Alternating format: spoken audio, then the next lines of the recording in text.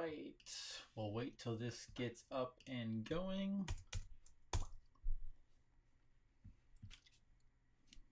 Get some people jumping on this Friday night. We'll see how fast it builds up here. It has been a little slow lately. I'm starting to see some people jump on. Okay, there we go. I have a delay between my folks on the actual social media. That is kicking up. Phoenix, Arizona, Montana, Tulsa, Oklahoma, Virginia. Hello there. Hi, everybody. How are you? It's good to see everybody. I have Kathy in Deltona. Good to see you, Kathy. Buffalo, New York, home of the flopper. Here we are, Kentucky, Perth, Australia, Northeast Pennsylvania, Texas, Rochester, New York, Illinois, Boston, Mass. I am good. How are you?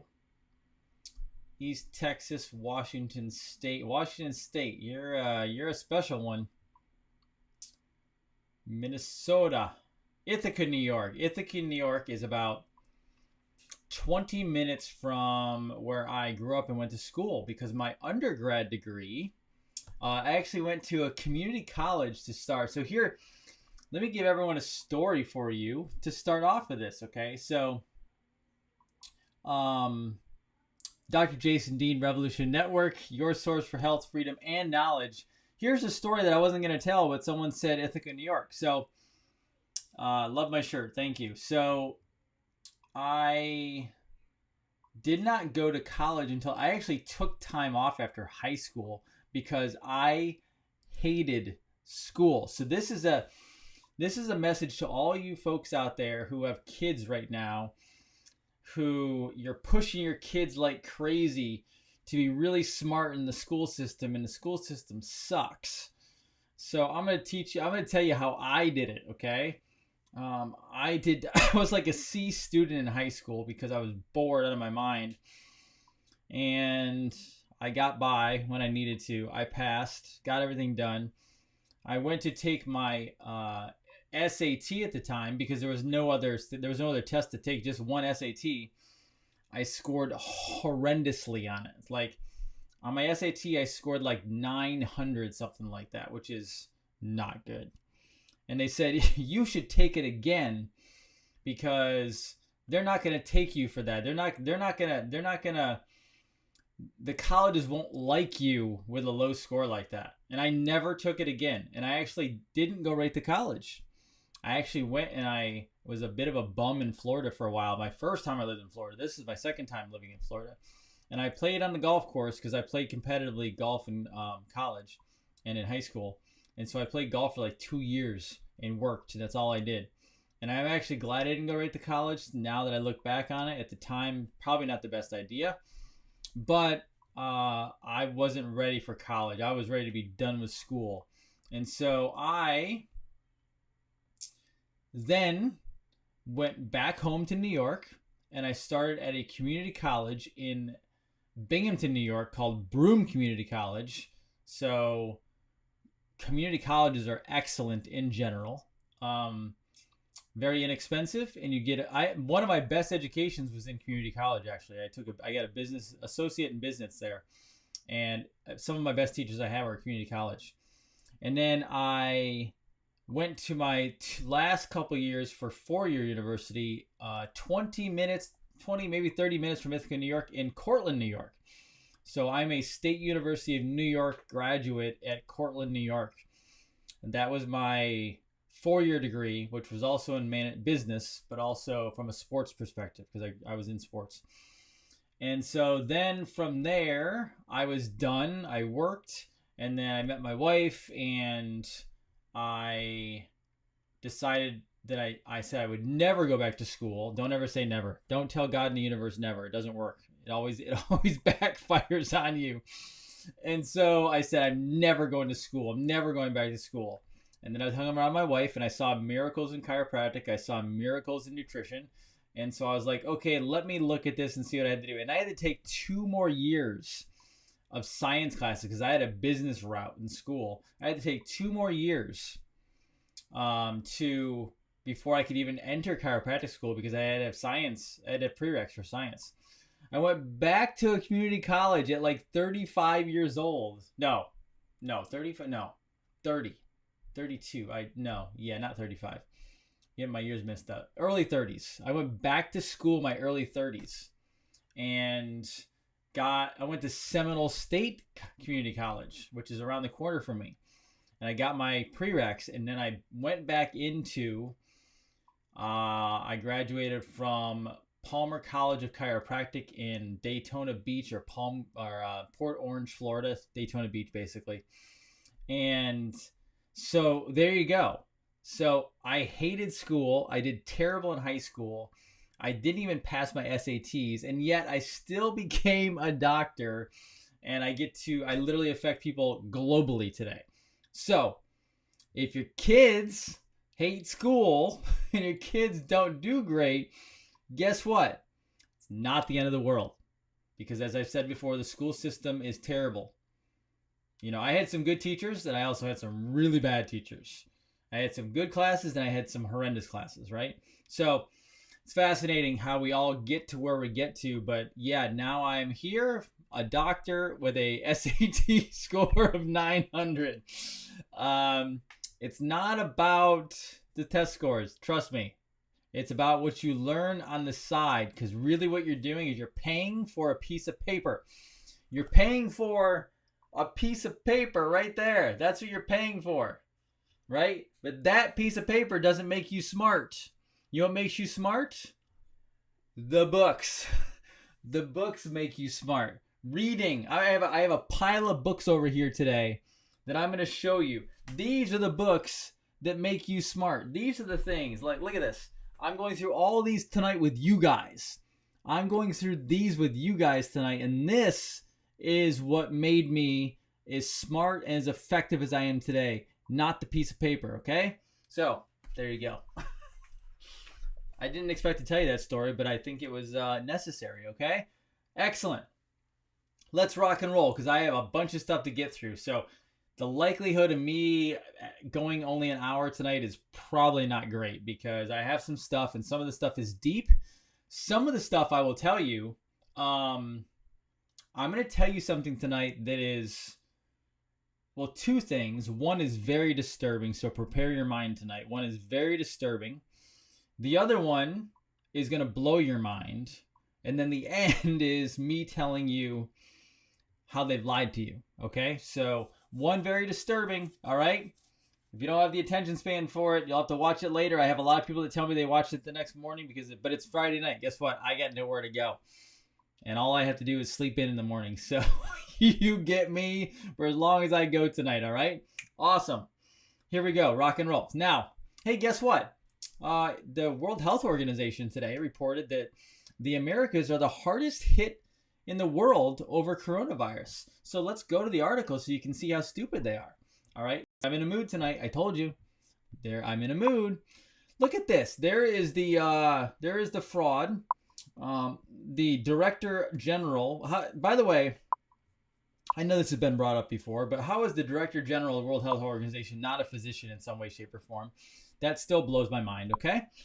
Tedros Adhanom, whatever his name is, I'm not even going to respect his pronunciation of his name, because he is a dangerous individual and I don't like him. However, it's interesting because the world dealt with coronavirus very well, but unfortunately down here it says America did not do very well. Okay, so Mexico had 130,000 confirmed cases with more than 15,000 deaths. Brazil is the second worst hit country in the world with more than 800,000 cases and 41,000 deaths. And then both countries lag behind. United States wins with the worst hit country, which has more than 2 million cases and nearly 114,000 deaths, which we know are fraudulent numbers. So the other fascinating thing is we're the hardest hit, but yet, you know what? Those numbers are a fraud, and it still wasn't even remotely close to the flu. The flu deaths still outnumber the actual real deaths of COVID-19.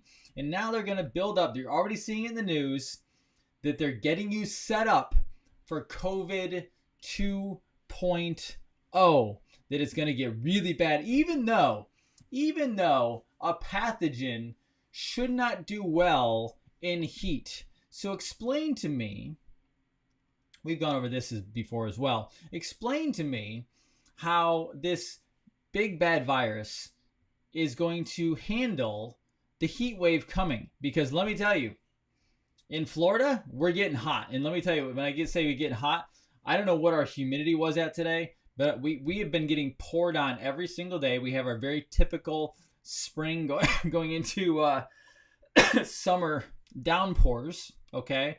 And it has been high humidity to the point where it's probably been, I don't know, 90 degrees. It feels like 100 already plus. And guess what? They said that Florida is having a bit of a rise in COVID-19, yet it's hotter than hell outside, and it shouldn't be able to survive that. So explain to me how that works, because I think it's BS. I think it's completely ridiculous, and I am not going to give it a bunch of time. But I'm telling you, be prepared, because they're going to launch COVID 2.0. And the president said, I don't know if you saw this or not, the president said that no matter what happens with COVID 2.0, he is not shutting down the economy. He is not shutting down the country. So we are still, and by the way, I've heard some rumors that the stock market is going to skyrocket.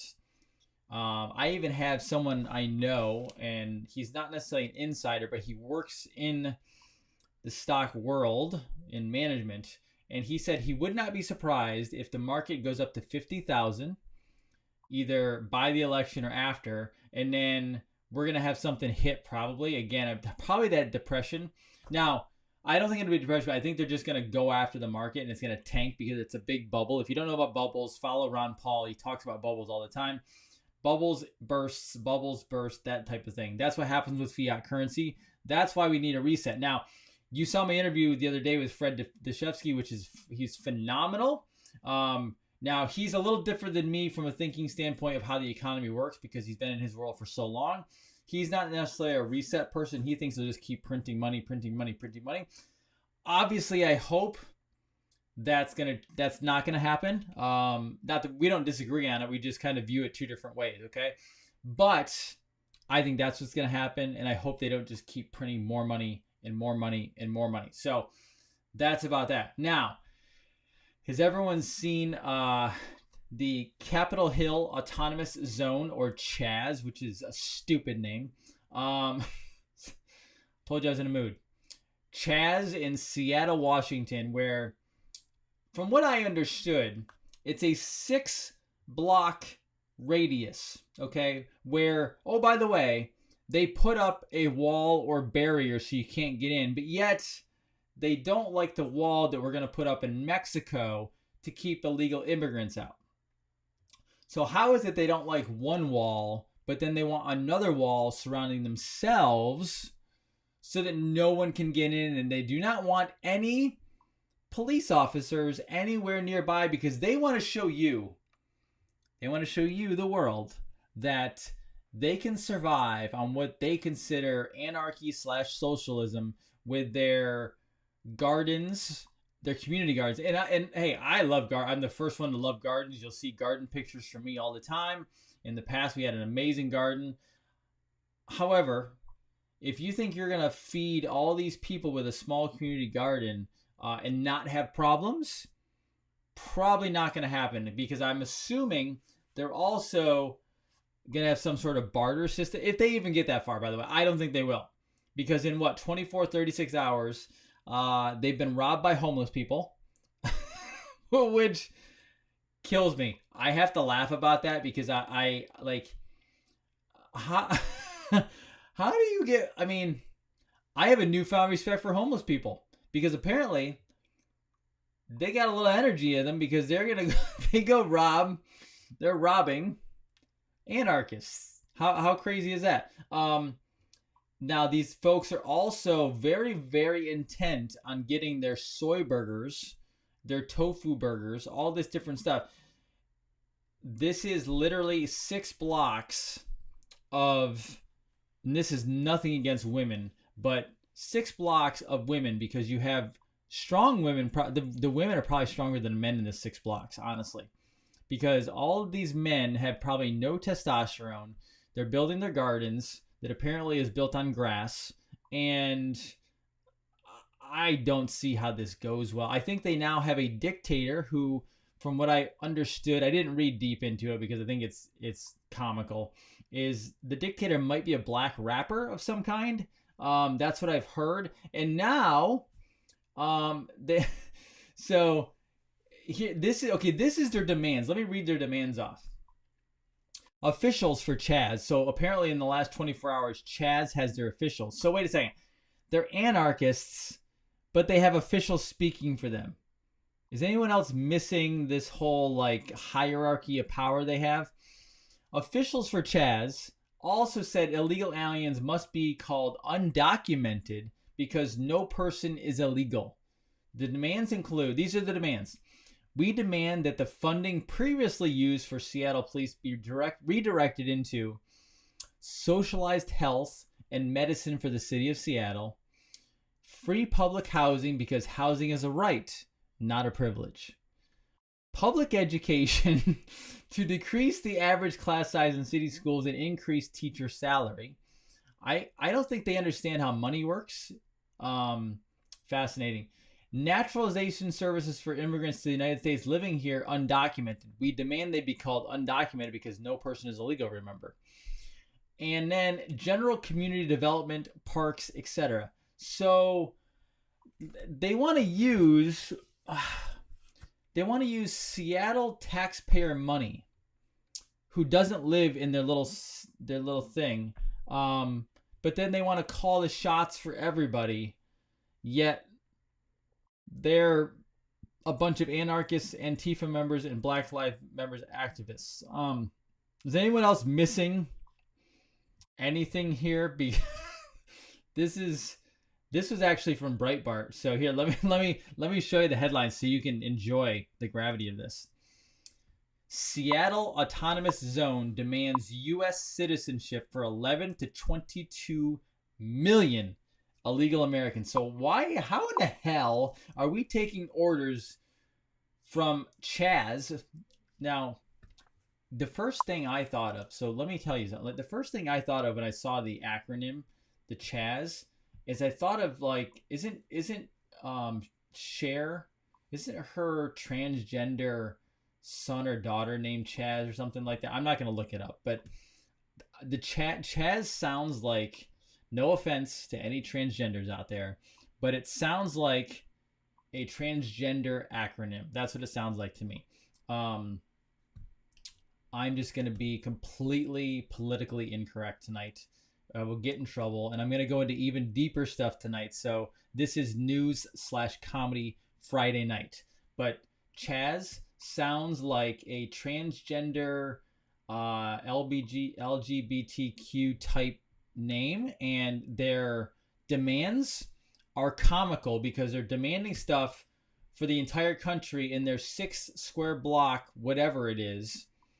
So if Cher's daughter's name is Chaz Bono, isn't this offensive to Chaz Bono? Should we let Chaz know on Twitter that she should be offended over the name that they have picked, because Chaz Bono may not be an anarchist, may not even be a Black Matters individual. Black Lives Matter. I don't know. Seems weird to me, but anyway, moving on. I figured I would have fun with this because I think it's absolutely completely ridiculous, over the top, insane. And if you saw my post this morning, a Facebook friend thought anyone who eats meat, which I'm going to go into later, is a racist. So has anyone else completely humored by the complete disaster we're in right now in America with all this stupidity going on? Okay, so here we go. Now on to some pressing matters. Minneapolis City Council votes to replace current policing system with transformative new model in the wake of George Floyd protests. So let me take you to this headline. All right, so Minneapolis City Council, they want to replace all current policing system with a transformative new model. So they're officially voted to abolish its existing policing system in favor of a public safety model. So there we go. Hailed as transformative in the wake of protests. The suggestion is still vague on details. So wait a second. They want a system gone, and they've approved a public safety model, but it's still vague on details. I think they're getting their rules from Nancy Pelosi, who helps create bills, but doesn't know what is in them until they have to pass it to read it, okay? So a resolution jointly co-authored and unanimously approved by all 12 city council members acknowledged that no amount of reforms will prevent lethal violence and abuse by some members of the police department, thus virtually declaring the police itself unreformable. It went on to declare the council's intent to create a new transformative model of public safety using a holistic approach through community engagement, research, and structural change. Can I be offended that they used the word holistic approach? Because holistic, this is not holistic. They are trying to bring you into socialism. That is what they're trying to do. It says below that they vow to engage with every willing community member in Minneapolis, centering the voices of Black people, American Indian people, people of color, immigrants, victims of harm, and other stakeholders who have been historically marginalized or underserved by our present system. Why do I feel like they're trying to be so politically correct that they're actually being racist themselves? They're saying that they want to be engaged with people of color. Isn't that kind of a way of being racist itself, calling people of color? Why don't you just call them people? Why is it even Black Lives Matter? Why isn't it just Lives Matter? When you call someone out, isn't that they're being so politically correct that they're actually being offensive themselves, which is quite fascinating if you understand kind of the logic of what they're doing. And I think this is literally going to blow up in their faces because they're morons. Anyway, moving on. Now, how many out there enjoy a little bit of Candace Owens? All right. Candace Owens is getting... It's amazing when someone takes off because they're just telling the truth, how they get absolutely destroyed, and how they're like basically calling her no longer Black because she is siding with conservatives, right? If you didn't know, Dave Chappelle went ballistic on her, I guess. And I like Chappelle a little bit. I think Chappelle is very funny. I think he's probably one of the best comics out there from a standpoint of just humor and content. But it's interesting because she actually deflected their criticism, and I'll show you right now. She deflected their criticism because I guess Dave Chappelle went on a bit of a rant on her that's on Netflix, and she said to every Democrat tweeting me the clip of Dave Chappelle insulting me, "I'm not a leftist. I have a sense of humor, and I think comedians should make fun of people. Dave Chappelle is one of the greatest comedians of all time, and I made it into one of his specials. That's power. We've arrived too suddenly into a culture where people can't laugh at themselves or want to restrain comedians. I will never be a part of that culture. Dave Chappelle, you're a legend. I'd love to meet you and challenge you to say any of that to my face. All love." This is what happens when you get someone like a Candace Owens or someone who is not beholden to this cabal type thing over here and who just thinks logically, critical thinker. When you throw stuff at him like he threw at Candace Owens, she basically doesn't have a button on this, and she just like blows it off and says, not only do I not care, I actually think it's somewhat hilarious because I must have so much power they have to talk about me. So what she did by doing that was she took away all the bite from what they were trying to do. They were trying to slam her. They were trying to harm her. They were trying to put bad energy on her. And she literally disintegrated it because she doesn't care. She thought, one, it was kind of funny. Two, even if she didn't agree with what he was saying, she's literally willing to go to him, talk to him rationally, and have him say it to her face, and she still won't get angry. And she actually appreciates that comedians can laugh and can joke, and that we should actually laugh and joke at ourselves, not self-deprecatingly, not to put ourselves down, but just know we all have little things that we do that might be weird. I'm sure at this point now, everyone has heard me say things like at the end of the day, or so, or literally. Like, we all have our trigger words, our trigger phrases, etc., things like that. So when someone says something, I can actually laugh at it because I know that I do say that stuff.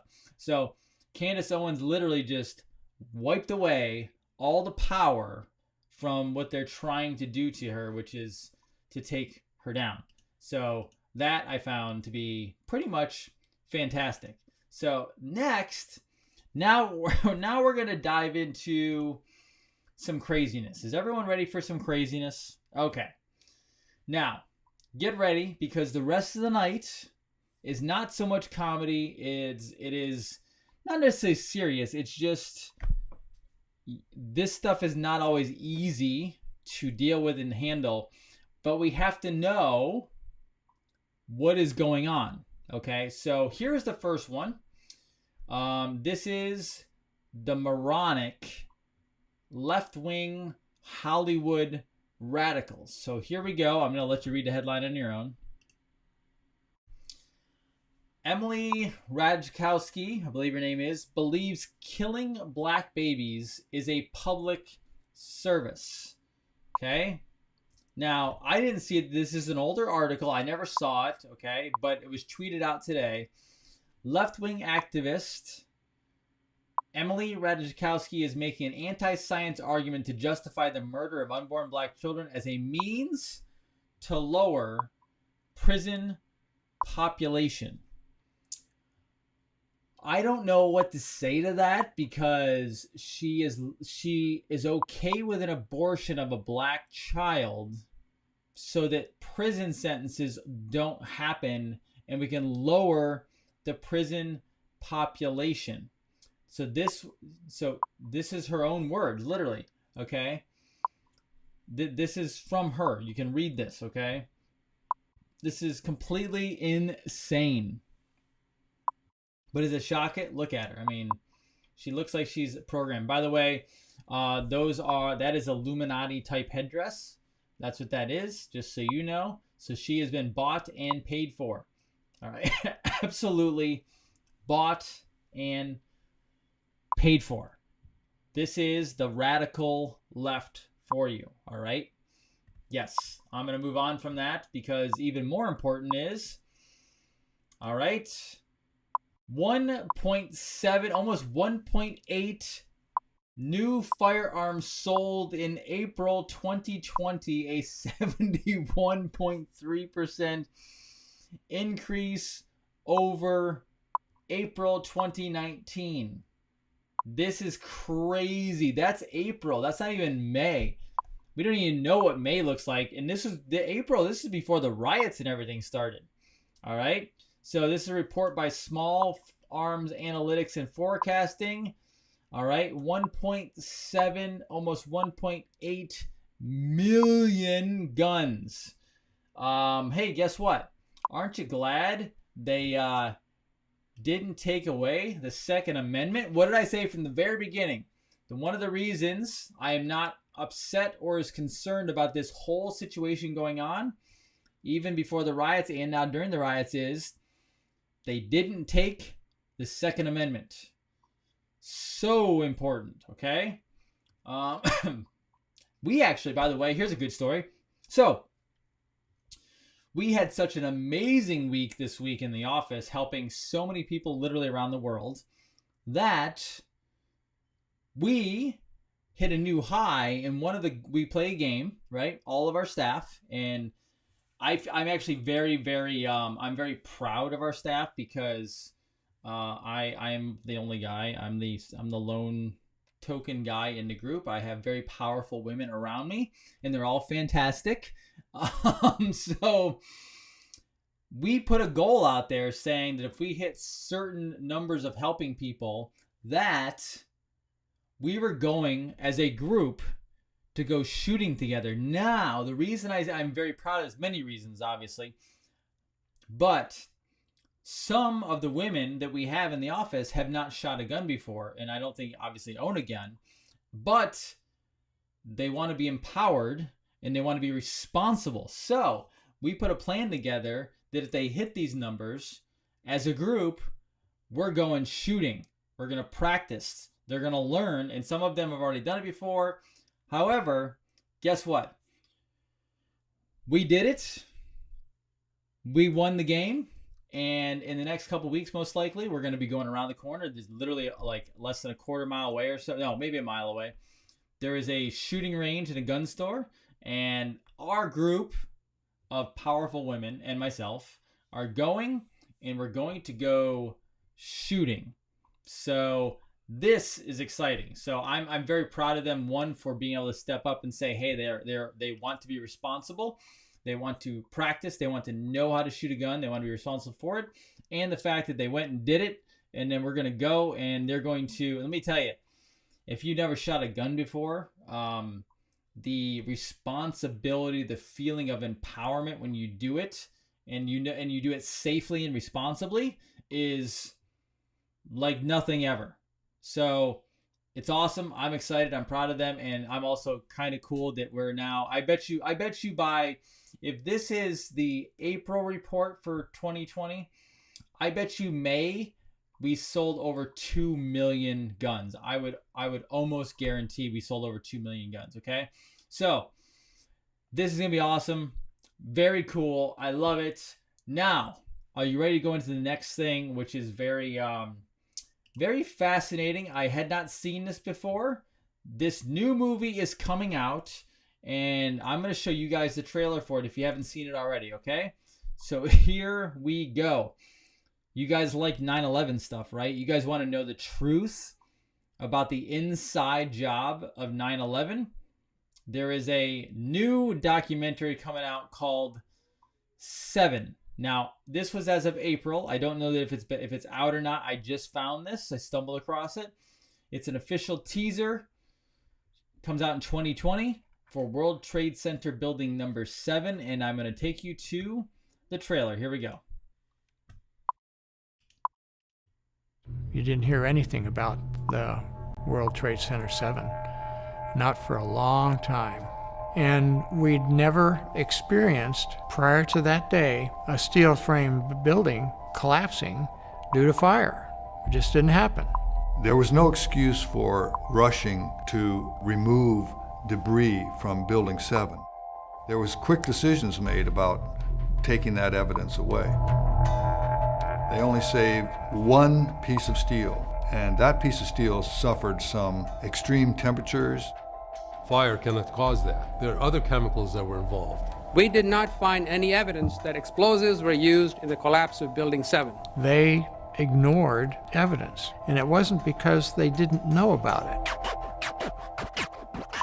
They seemed to focus on a solution right from the very beginning and ignore all evidence that would have led them in any other direction. There was just this silence in the academic world about this subject. So we began looking around for someone that would be willing to undertake such a study. We ran across Professor Halsey up at the University of Alaska at Fairbanks. He was very scientific about the way he approached this whole problem. He wants to look at things from a very rational perspective, blocking all the noise out, which is really what is needed in this case.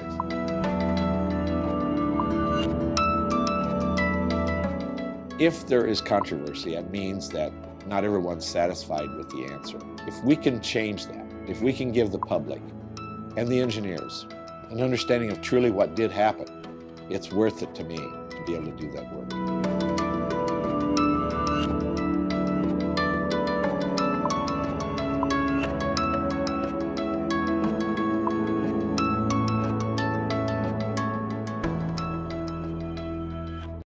Okay, so Many of you have heard me before on what I feel about 9/11. One of the crazy parts of 9/11 is Building 7 is considered, I don't personally consider it the smoking gun, but most people do, because Building 7, complete controlled demolition in its own footprint. And there's even the owner, Larry Silverstein, is on video saying he told them to pull it, which is regarding building detonation, right? And then on top of that, it fell on BBC network before it was after they announced it. Anyway, go to YouTube and you'll actually see it fall on screen if they haven't taken it down. It fell while they're sitting there in studio, right? So Building 7, they said, fell because of office fires like furniture, desks, etc. You can't get those high enough temperatures to melt steel, and they just showed you there there's melted steel.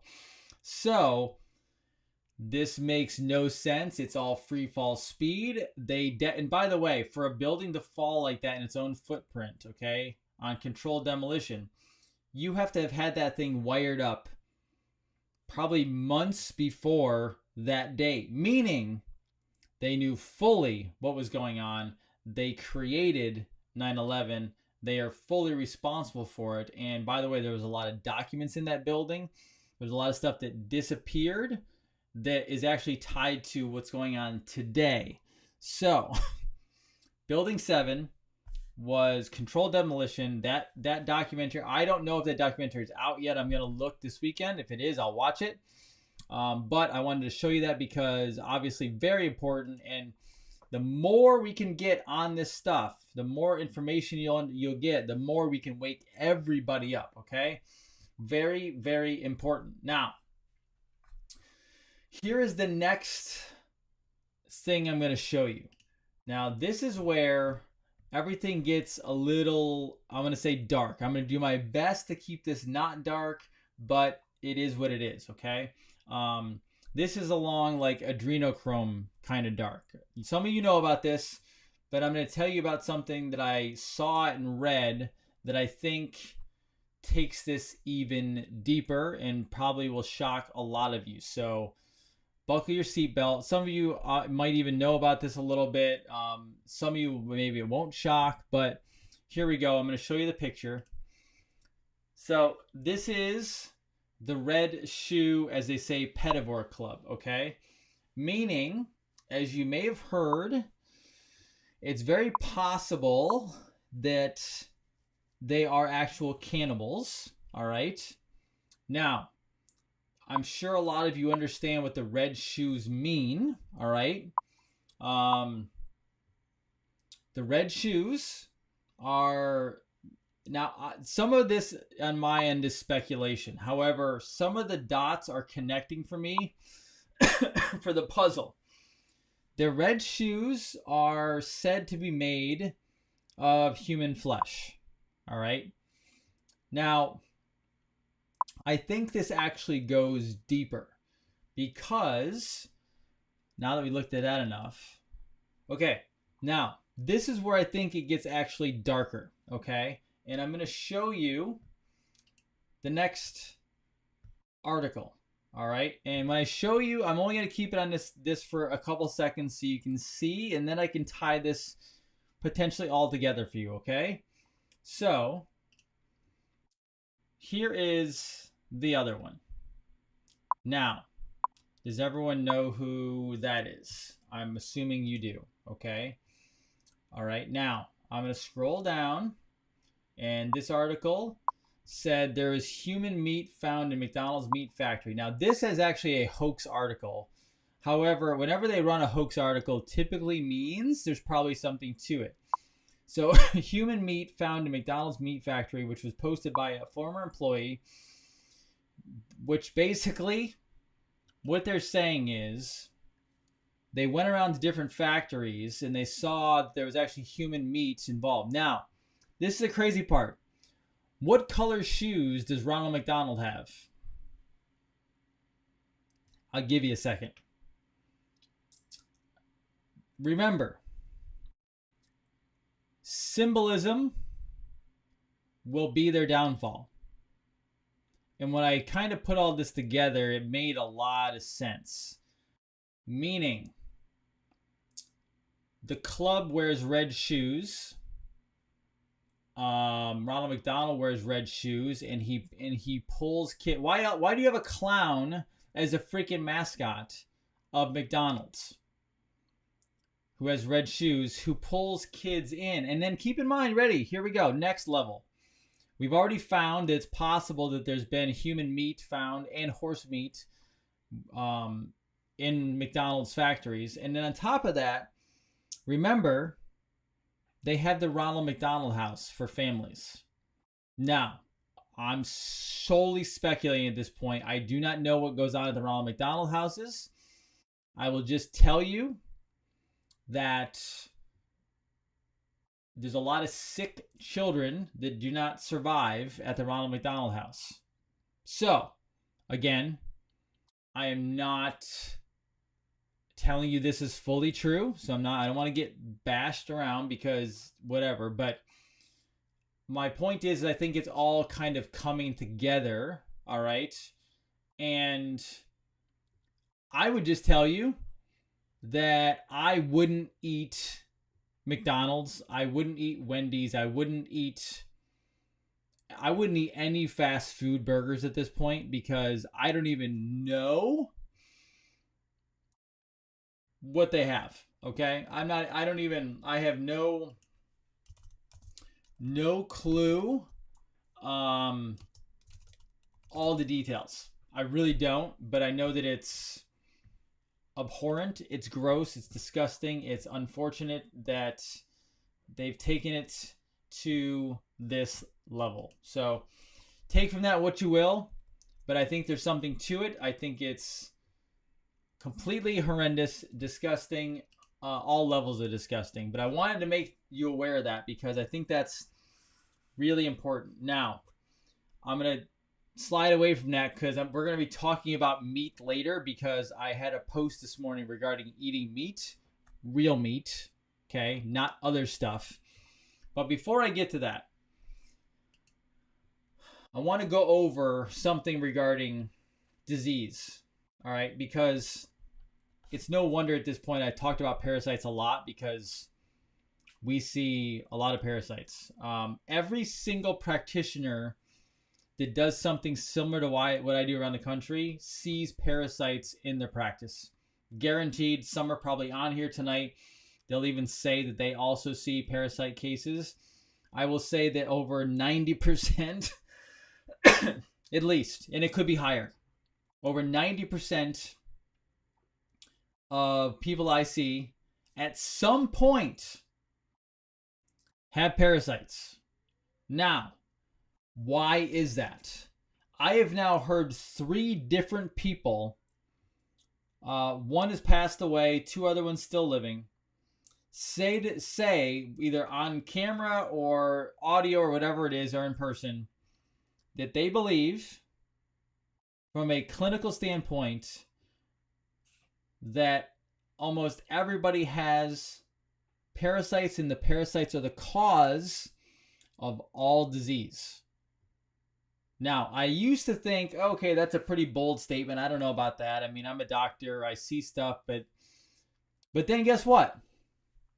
I'm actually starting to fully believe that. One of those people who I heard that from was Hulda Clark. She believed that most every single disease, if not all, was caused by parasites. Now, why? Why, you ask? Well, here you go. So when I get into this, it's very interesting, because every time I talk to somebody, adult or I hear about a child, at some point, they all remember where they were really healthy, and then the decline started and they went downhill, right? They felt that moment of not healing, of being sick. And a lot of it goes around vaccines. That's a lot of it. Now, it's not all of it, but you say, okay, well, what else could it be? You have vaccines, You have glyphosate, right? Genetically modified organisms. Those are the big things you see. All right. Now, I'm going to go deeper.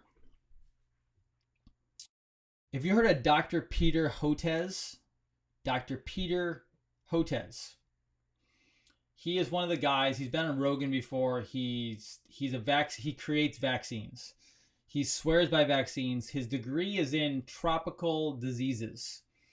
Now, something very important about tropical diseases, okay? Very important is people in the tropics, specifically, take like Jamaica. I've had Jamaican patients. We've had Jamaican patients in the office. Jamaicans and islanders typically a couple times a year do parasite cleanses because they already know, ready? They already know there's parasites where they are. Now, it's fascinating because those are tropical diseases, they're tropical parasites. Dr. Peter Hotez, ready? He studies new and old tropical diseases. And then guess what he does? He makes vaccines based on those.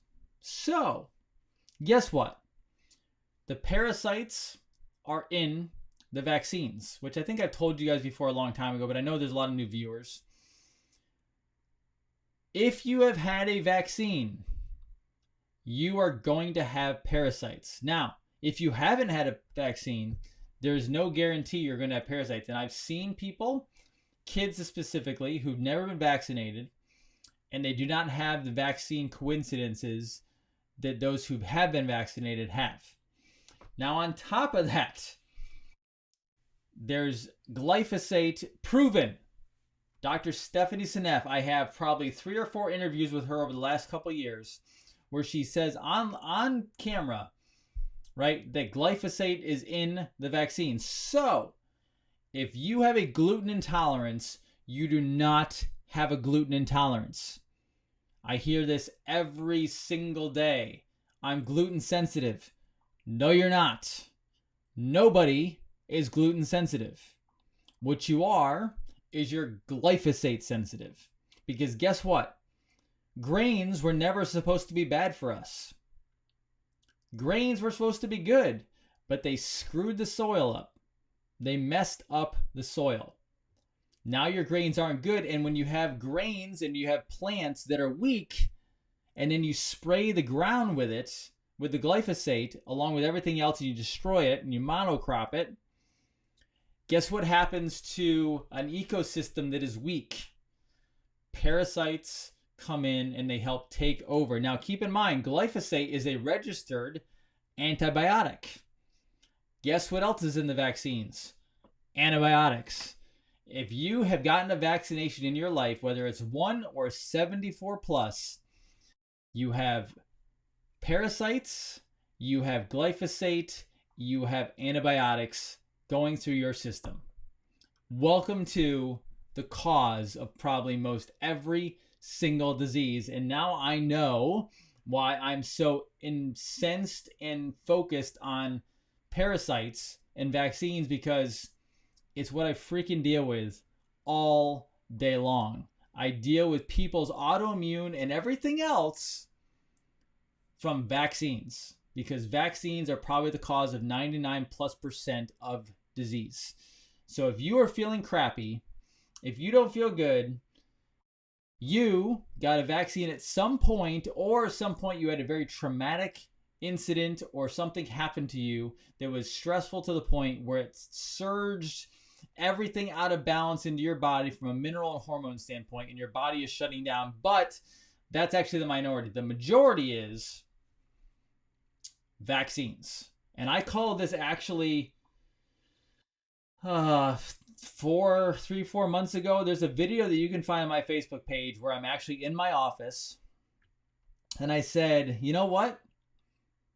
The cause of disease, especially autoimmune, is vaccine related, because I have homeopathic test kits of certain things that tests on people, and it will prove out via energetic testing that it comes down to one of the ingredients or multiples in the vaccine. So until you kill the parasites, until you remove the glyphosate, until you remove the antibiotics and build the gut back up, you won't have health back. You will continue to struggle. You will have problems. And today, I will tell you, your diet has to be almost perfect. Again, interview with Dr. Stephanie Sneff probably a year ago, where she said everyone needs to start eating organic. Okay? And I agreed with her at the time, but then I really agree with her. Now, I'm not saying organic's perfect, but I'm saying you must have the best quality of food because you have to have stuff that is not sprayed down with glyphosate. And even organic gets stuff from the air and the environment, all right? But at least it's better than it wasn't, okay? Now, almost every single disease that they are trying to vaccinate you against, mumps, measles, tetanus, you name it, those are parasitic issues. So they're trying to handle a parasite issue by sticking a vaccine in you that has the parasite in it. They're giving it to you. This is how it works. So, there's antibiotics in them. You know that too, right? You know that they put antibiotics in the vaccines, right? That's what they do. All right?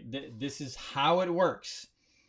Antibiotics in the vaccines, the antibiotics kill the gut. So now you have an antibiotic, plus you have glyphosate, which is a registered patented antibiotic, in the vaccine. That goes in, kills the gut. Now you have a bunch of food allergies because that's how it works, because you've allowed the proteins of the food to go throughout the bloodstream. On top of that, you now have a culture, right? A culture is inside the vaccine. A culture allows bad bacteria and bad viruses to grow, because that's what they use to grow viruses and bacteria is cultures. They put that in as well, all right? And you get candida, you get bacteria and virus overgrowth. And then on top of that, you get a little Lyme, you get a little glyphosate, and then you get parasitic overgrowth. And I tell every single person, I cannot wait to kill your virus, bacteria, and fungus. But guess what? You will not get rid of those unless you kill the parasites, you remove the Lyme, and you remove the glyphosate. Because those three things, along with chemicals and metals, push your immune system down and allow those other four things, virus, bacteria, fungus, and parasites, to overgrow. And that's why America is sick. Because they play with biowarfare weapons in Plum Island. They release it to the public like COVID-19. Then they spray all of our crops across the nation with glyphosate. And then they blast you with vaccines. And then crappy food. There's healthcare. There's sickness. It's right there. That's all it is. That's what it is. Right?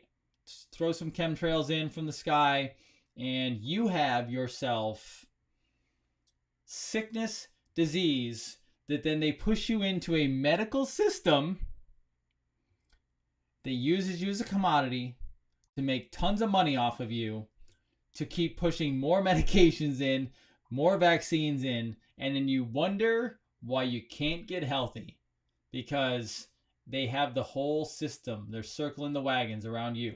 That's how it works. That simple.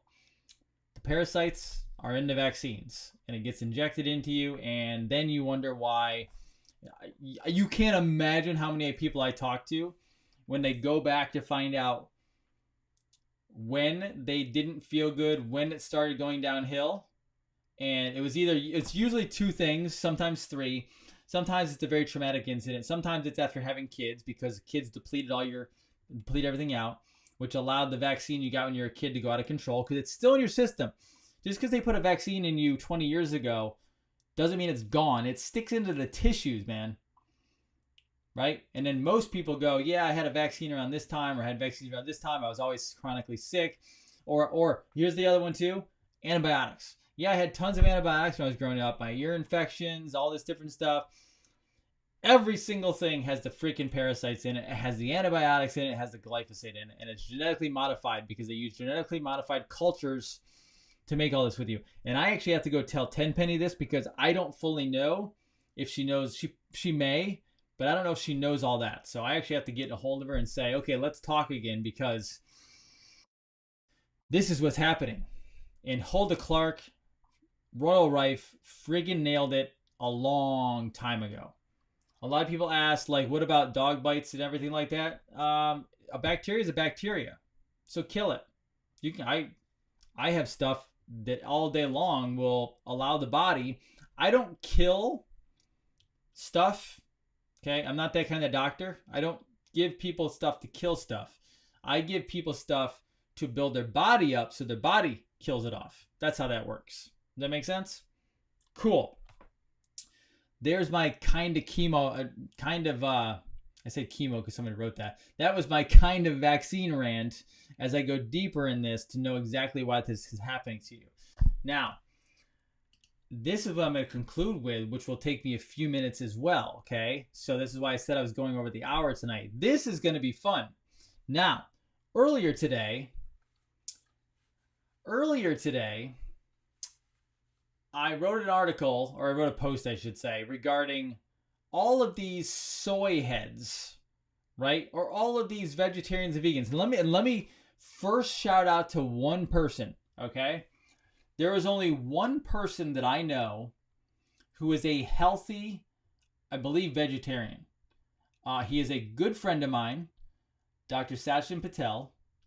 And there may be people out there amongst all of you that are vegetarian, vegan, who are healthy, and that's fine. I don't know you personally. I can only say this because I know Dr. Sachin Patel personally. He is, I believe, of Indian descent.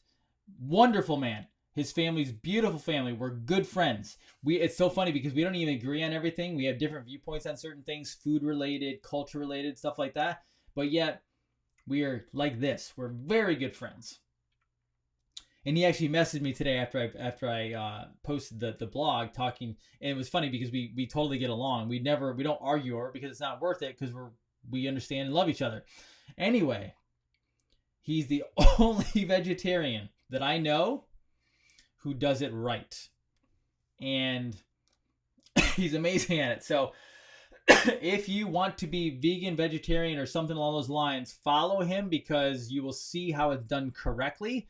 Besides him, I have never met a healthy vegetarian or vegan. And he even said to me, he's like, yeah, there are so many out there who are chemically imbalanced because they do it all completely wrong and they don't know what they're doing and they get sick because they're eating all the wrong things. Now, this is my viewpoint on it. I believe, based on my research, which I'm going to show you some here after I show you this quick video. Well, it's not quick, it's about 4 minutes video. I'm going to show you why I truly believe, this is why I go mostly carnivore and keto. I truly believe that we come from meat eaters. And I believe meat and organ meats heal the body. Now, if you can go fully organ meats, even better. But not everyone does because we're not used to those tastes today. So if you could go fully organ meats, go for it. But I believe, based on my research and studies and how I help people, that we must have organ meats and meat to heal the body for specific reasons, which we'll go into, okay? We are an ecosystem. Now, what I'm going to show here is I'm going to show you, it's a little under 5-minute video on, it was from The Magic Pill, which is one of my favorite documentaries. This is a reformed vegan vegetarian. I'm not showing this because she turned and she flipped. I'm showing this because she came to this realization by understanding how our living earth works. And she realized, guess what? It's the circle of life. It's like the Lion King, right? We are at the hierarchy of food, and that's why we can eat animals and get away with it and still be healthy and healing. So let me go into this video because it's phenomenal, okay? Be ready. We have a little bit of cinema tonight, okay?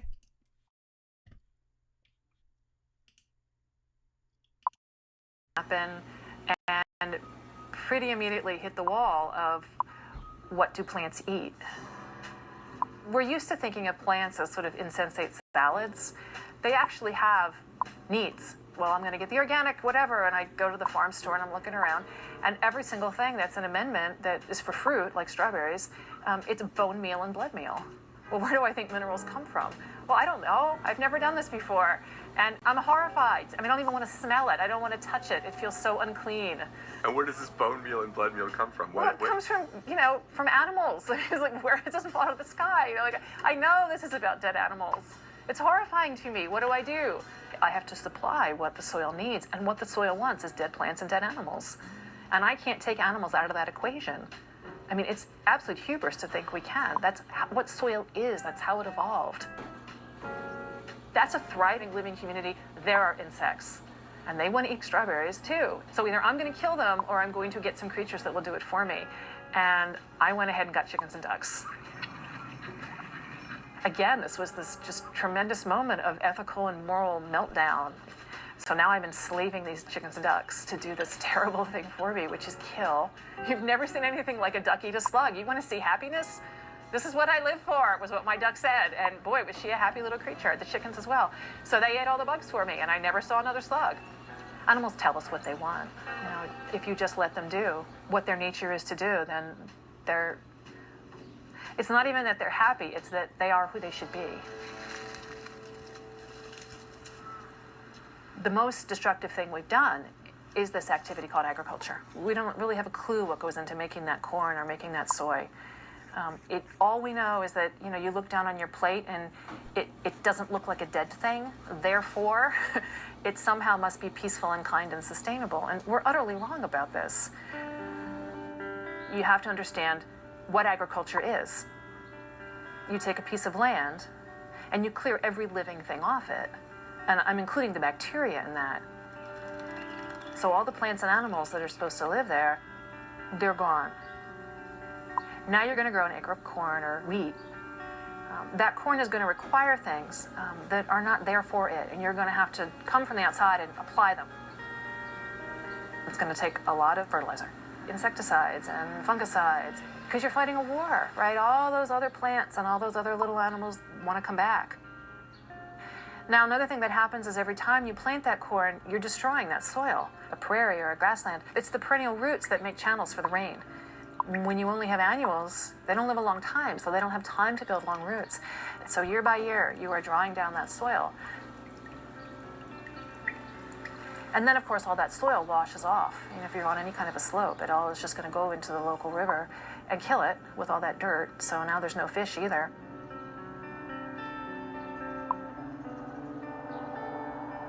In the meantime, though, while the corn is still growing, you can transport it to a miserable cow living on a cement floor inside a steel building and feed that cow for about 60 days.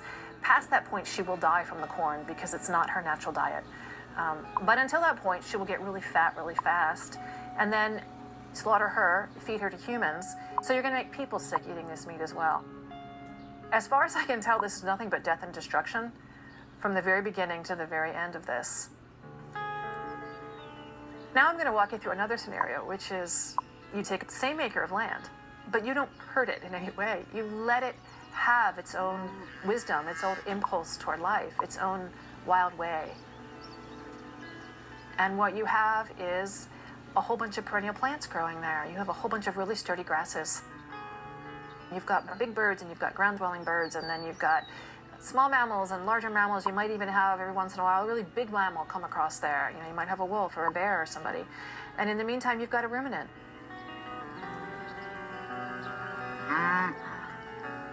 So you've produced the same amount of food for people. You've got the one ruminant at the end. You do have to you slaughter her and now people can eat. Grains, though. But that acre that is still in that prairie, that grassland, you could come back in 10,000 years and all of that life would still be there. The only thing different would be a little more soil, which is to say a little more resilience, a little more depth to life. And that is how we lived for 2.5 million years as humans on this planet, participating in that cycle.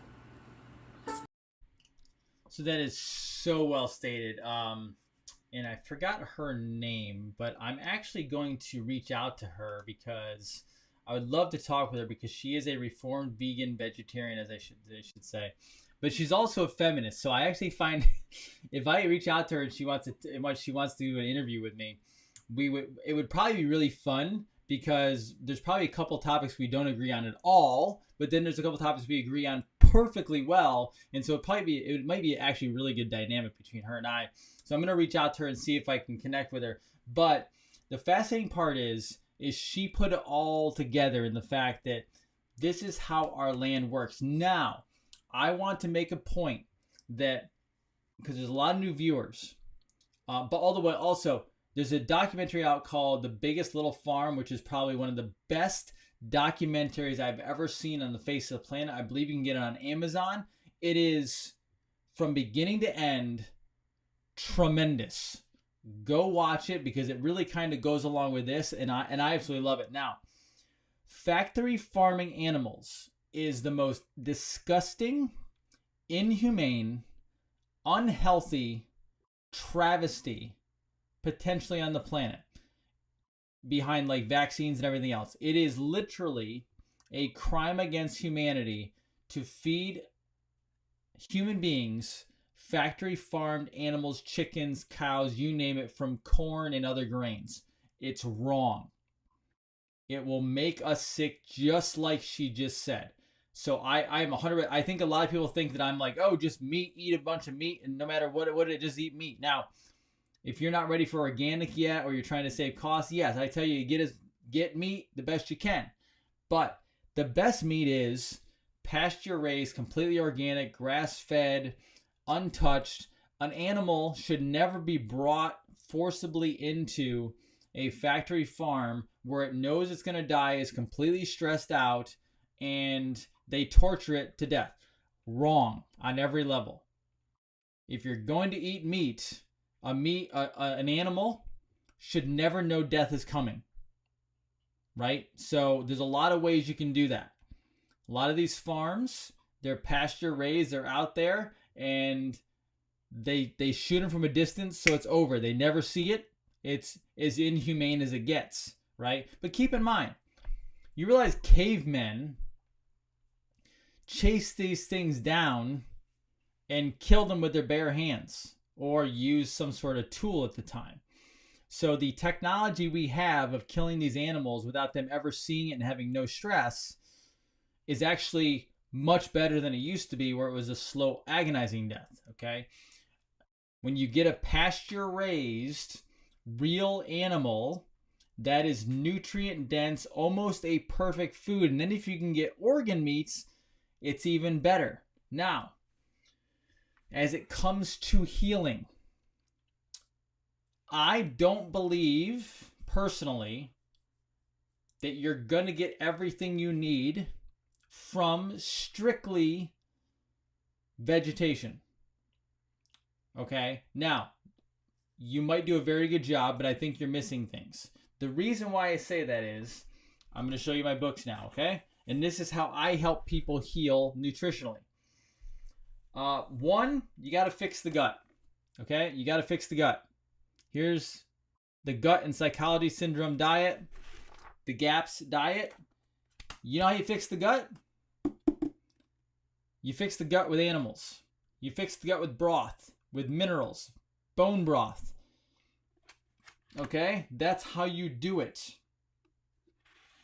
Organ meats. All right? Very, very important. Okay, now, this is another one. The Gerson therapy. Now, the interesting thing about the Gerson therapy is, now, when I first went into the Gerson therapy, I thought it was strictly juicing vegetables was how they fixed cancer and other debilitating diseases. But guess what? Not true. Not true at all. They juice all the time, which I think juicing is fine if you're not doing high sugar juicing. However, let me show you another book. This is Charlotte Gerson's book. She's since passed. But here is the master. This was her dad. This was Dr. Max Gerson, a cancer therapy medical doctor. The Cure for Advanced Cancer by Diet Therapy. Now, let me take you into its in-depth healing, all right?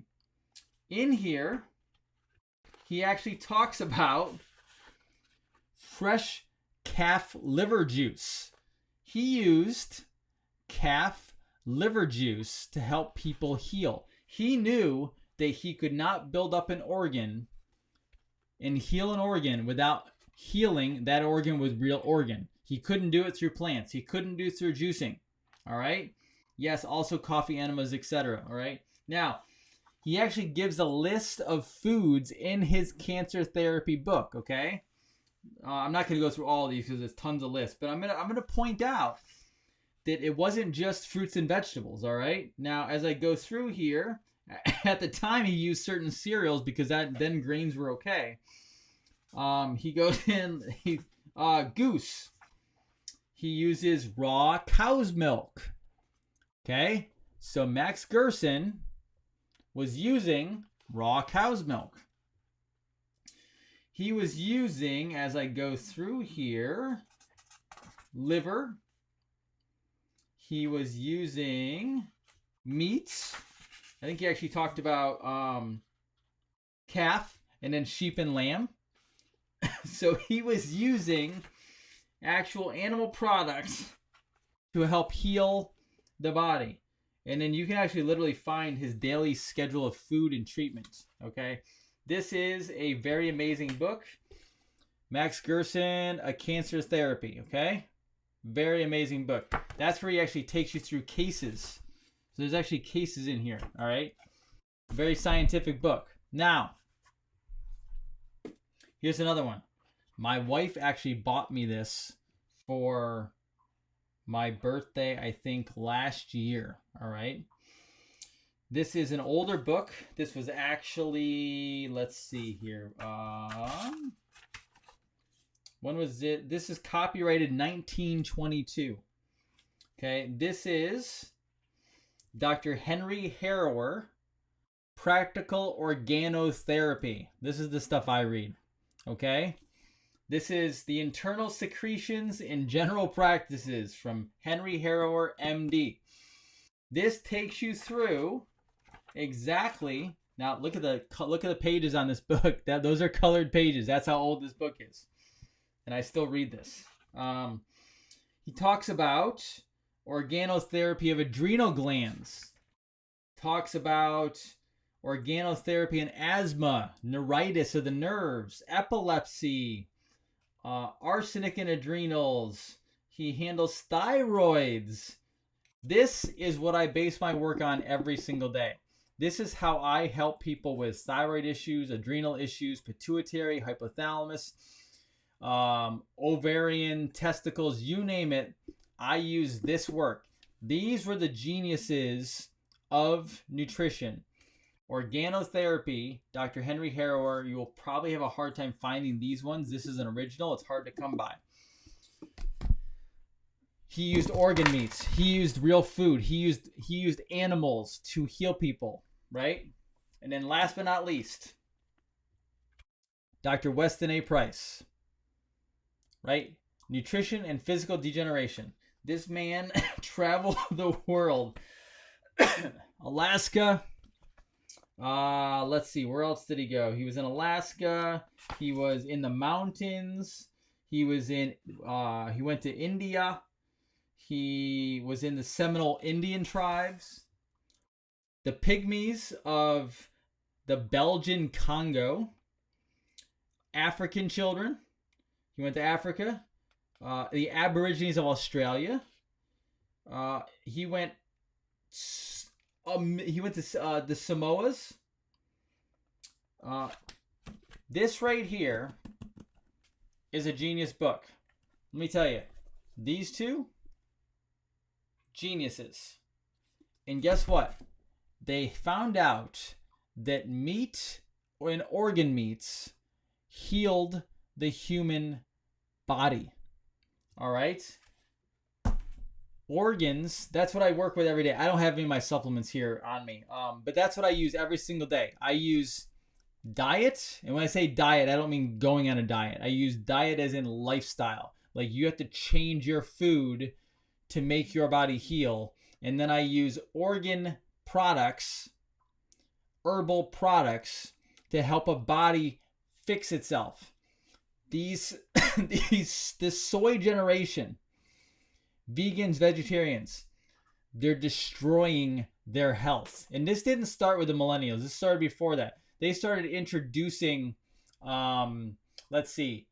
soy, I don't know, probably 10, 20 years ago, and people started drinking. I think it was going to be the greatest thing in the world. And then all of a sudden, our infertility skyrocketed.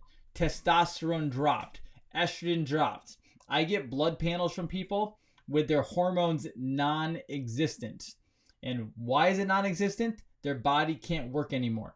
If you have hormones that are non-existent, guess what that means? It doesn't mean that you need more hormones and bioidentical hormones. You know what it means? It means you have to give the body organ products to get your organs to start healing again so they can produce their own. One of the worst things I believe. Now, if you're really, really sick, I can understand bioidentical hormones just to get your body working again. But long term, your body has to create its own hormones. That's why I talked about the pineal gland a week or so ago, right? You can give yourself melatonin all the time if you want, but guess what? It's not going to fix the problem, because ultimately your pineal gland should make its own melatonin. Do you know how you fix the pineal gland? Organotherapy. That's how you fix the pineal gland. You fix it with organotherapy, right? These are the books that I work off of. This is how we get better. So when you watch these kids out here eating soy burgers, and by the way, soy burgers, all these soy, you know who runs that, right? That's all genetically modified food. The Bill Gateses, the James Cameron of the Avatar world, the Avatar movies, they're promoting all of this genetically modified corn and soy. It's destroying you, okay? A lot of people are asking about iodine. Yes, iodine is very good for you. I actually don't like glucose iodine. I like detoxified iodine.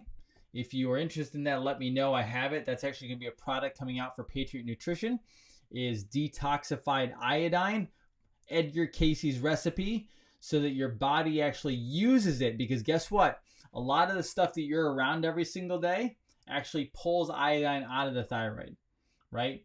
So it's radiation, it's fluoride, it's chlorine, the chloramines, they pull it out of your thyroid, all right? That's important to know, because a lot of people are on really bad water systems and they have hot water showering on them. That pulls it out of their thyroid. People are asking about the books again. So the ones I showed you tonight, I'll show them to you again real quick. Don't worry. This is the GAPS book. Okay. I work with this. This is Practical Organotherapy by Henry Harrower, MD. It's an old book, so I can't really show you much inside. It's just a very old book. You'll see the pages, they're all colored. All right, and then Weston A. Price, Physical Nutrition and Physical Degeneration. And then honestly, let's see. I'm taking everything down tonight. One of my favorite people in the whole world is Dr. Royal Lee. He's actually created Standard Process. He is an amazing man. This is actually lectures of Dr. Royal Lee. You can get that from Saline River Press. Absolute genius. Organ therapy. Guess what? All the geniuses that medicine wiped off the planet worked with organotherapy. Do you realize the work that I'm showing you? This gentleman had his lab destroyed and taken away by the FDA because he was helping people heal. Royal Rife, same thing. All these people were attacked because they actually helped people heal. It's that important. Someone mentioned Saline River Press. Yes, Saline River Press, you can get some of this stuff, okay? This is the stuff that I read all the time. This is the stuff that I don't need peer-reviewed articles. I mean, sometimes they're good to read and understand what's going on. I can actually help fix people with this work right here. This stuff is what I need to get parasites out of the body, to get chemicals and metals out of the body, to get thyroids working, to get adrenals working, to get colons working. We actually help disease leave the body, not because we remove the disease. We use therapies for the body to help the body build itself up enough with the immune system to where it pushes the disease out of the body. I don't cure disease. Disclaimer. I don't treat. I don't cure disease. I don't diagnose disease. I actually just study and understand the knowledge of how the body works. I help build those organs up in your body so that those organs will push all that stuff out. That's how it works. That's the simplicity of human health. Really that simple, okay? I am almost going on an hour and a half, so I'm going to stop talking for this evening because you have a ton of content. You'll have to be watching this probably in the morning as well. But yes, this is my life. This is what I work on every day. I work on helping people get healthy by removing all those parasites and bacteria and fungus and everything else, and vaccine toxins. And then on the side, I just love my country and I promote America, and I don't like to see all the garbage going on. And I believe we should empower ourselves and get our country back. That's what I do. Okay? So I'm going to leave you for this Friday night. I hope this was of value to you. If you want more healthcare stuff, I'm more than happy to always bring that to you. I try to mix it in here and there. I try to give you at least a good dose of it every week so you can do it. If you want help, email me. We are going through some massive emails this weekend. So yes, please continue emailing. That's fine. I will get to all of you. We will help you.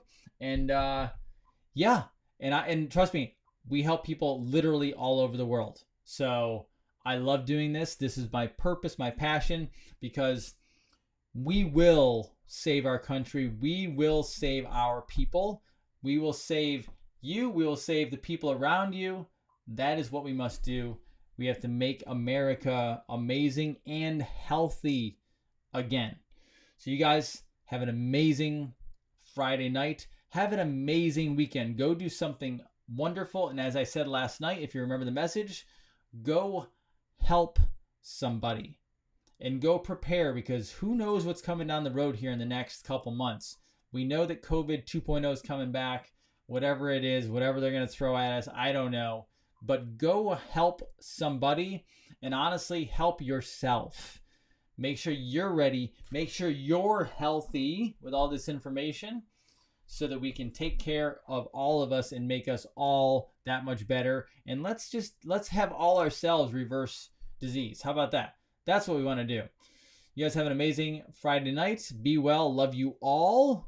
Take good care of yourself. I will see you not tomorrow. I'm going to take tomorrow off. I will see you on Sunday nights, okay?